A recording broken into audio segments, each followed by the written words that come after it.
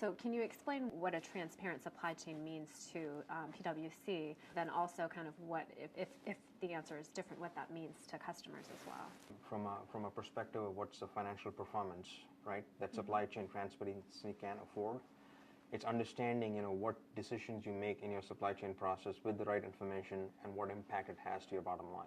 So it's pulling it through all the way from a basic activity that happens on a shop floor, providing the visibility for decision making, and understanding what the impact is going to be for the bottom line. And that's an important element. That's the evolution of the supply chain. It's not just anymore the right product at the right place at the right time. Mm-hmm. The cost element is there, and it's profitable decisions. And I think that's where the supply chain is going.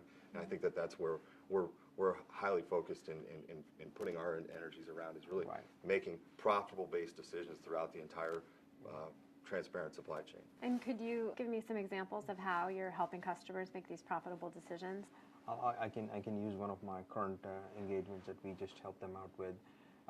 The organization was obviously getting into an SAP platform from their set of legacy systems that they're operating on, disaggregated, fragmented systems globally with about 7 manufacturing locations. So they moved into an SAP supply chain platform where we looked at fundamental decisions around, how do they go about defining products, right?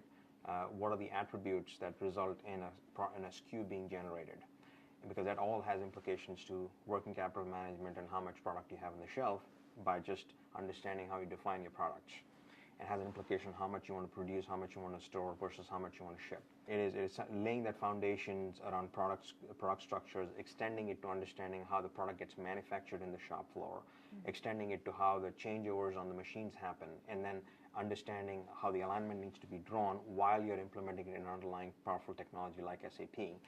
And then SAP pulls that information, provides the visibility, to the earlier point, on supply chain performance management, which has a financial indicator of how those activities translate into dollars, and then taking it all the way into your balance sheet income statement. So it was a full alignment all the way from a fundamental master data creation, how do you manage the transaction around supply chain, and correlating it to your performance at the end of the day.